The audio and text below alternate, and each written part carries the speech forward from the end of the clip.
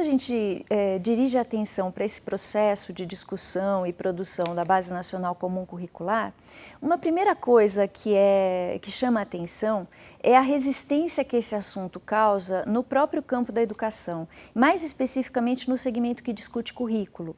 Então, para muitos pesquisadores da área, o próprio fato de se discutir um núcleo comum para o currículo é algo que é visto como um retrocesso ou como uma posição conservadora. Por quê? Porque você estaria necessariamente desvalorizando os conhecimentos que os alunos trazem para a escola ou os conhecimentos da comunidade, os conhecimentos locais.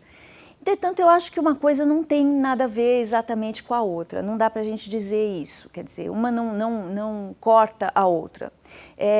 O fato é que a gente precisa pensar em qual é a função específica da escola. Então, se a gente considera que uma das funções centrais da escola é garantir que os alunos desenvolvam uma possibilidade de entender o mundo em que eles vivem, na sua complexidade, ou seja, para além daquilo que eles já sabem do mundo a partir das suas experiências cotidianas, né? É preciso que a gente discuta quais os conhecimentos vão dar a possibilidade para esses alunos de entenderem esse mundo nesta complexidade. Então, não se trata de desvalorizar o conhecimento dos alunos, mas se trata de ter clareza de que pelo menos um núcleo tem que ser garantido, comum, para que todos possam ter a possibilidade de entender a prática social na qual estão inseridos. Então, a primeira coisa que eu acho que vale a pena dizer é que o fato de se estar discutindo uma Base Nacional Comum Curricular é algo da maior importância, porque é de fato um fator que pode levar a uma perspectiva de justiça maior na distribuição do conhecimento. Então, além disso, quer dizer, não se trata só da minha apreciação sobre a importância dessa discussão, mas existem demandas legais já expressas em outros textos legais, como a LDB de 96, as Diretrizes Curriculares Nacionais de 2010, o Plano Nacional de Educação de 2014. Todos esses documentos falam, de alguma maneira, na construção de um texto que defina uma base comum para o currículo.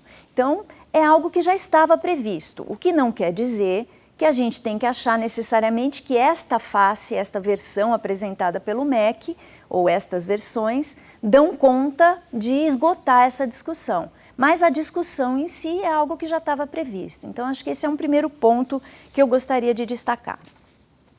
Agora, na hora que a gente apresenta um novo documento curricular, é comum acontecer uma construção de um discurso de que não havia nada antes disso. Então, estávamos no vazio total, ninguém sabia o que ensinar, em nenhum lugar se dizia o que era para ensinar, então cada escola faz o que quiser. Isso aparece nos discursos que vão tentar argumentar pela urgência da Base Nacional Comum Curricular.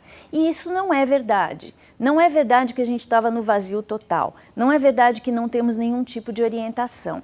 Então, essa construção de discurso leva a uma sensação desagradável de que o grupo que está defendendo a produção desse currículo, desta base curricular, está dizendo que não há nada para se dialogar antes disso, não havia nada antes disso. E nós temos documentos que são muito centrais para orientar o currículo da escola, como os parâmetros curriculares nacionais, que por mais que tenham recebido críticas, eles se tornaram de fato uma referência para secretarias estaduais e municipais pelo Brasil inteiro. Além disso, existem práticas tradicionalmente desenvolvidas pelas escolas e pelos professores que devem ser objeto também de consideração na hora de se pensar um documento curricular que vai orientar o currículo de todas as escolas do Brasil. Então não se pode ignorar que já vem sendo construído um currículo, já se faz currículo, já se tem currículo, não é o vazio total. Então essa é uma questão que deve ser cuidada. Então não vale dizer que nada existia antes, existia sim e é preciso dialogar com isso. Quando eu digo que é preciso dialogar com o que já existia, vem a minha questão principal em relação à base. É preciso ter muito mais tempo para se discutir um documento como esse e envolver debates muito mais amplos, com muitos outros sujeitos envolvidos nessa conversa. Então, essa é uma primeira questão. Por que algo que foi feito num ritmo tão acelerado? Por que não dar o tempo necessário para amadurecer as ideias em torno do que seria essa Base Nacional Comum Curricular? E aí acho que hoje, neste momento, o que chama muito a atenção é que é preciso que a gente entenda que não dá para acreditar que um documento curricular, seja ele qual for, seja a Base Nacional Comum Curricular ou qualquer outro, vai dar conta de melhorar a qualidade da educação, isoladamente, sozinho. Isso não existe. Então, quando você pega os documentos que vieram, por exemplo, os textos que vêm no site da Base Nacional Comum Curricular, eles vão dizer que, a partir de agora, todo mundo vai ter acesso ao mesmo, por causa da Base Nacional Comum Curricular. E aí eu pergunto, mesmo o quê? Posso até dizer que é mesmo o documento orientador do currículo, mesma base para a formação dos professores, mesma base para a produção de materiais didáticos. Mas nós sabemos muito bem que o processo de educação da nossa população acontece em condições muito desiguais pelo Brasil inteiro.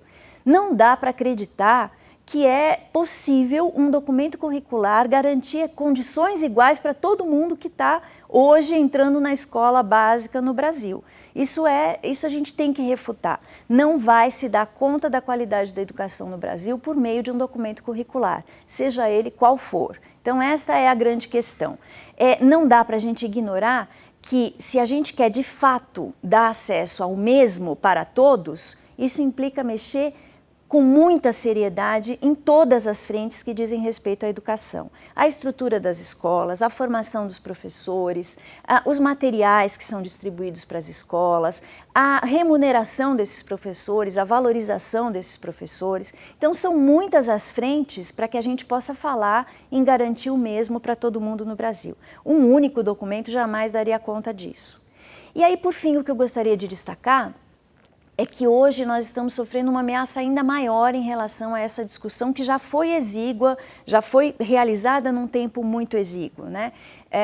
Que é o seguinte: existe uma proposta de um projeto de lei número 4486, que foi apresentado pelo deputado Rogério Marinho, que já conta com um parecer favorável do deputado Átila Lira, e a partir desse projeto de lei, se aprovado, a Base Nacional Comum Curricular, quando finalizada, ela será encaminhada ao Congresso Nacional para ser aprovada, e não ao Conselho Nacional de Educação.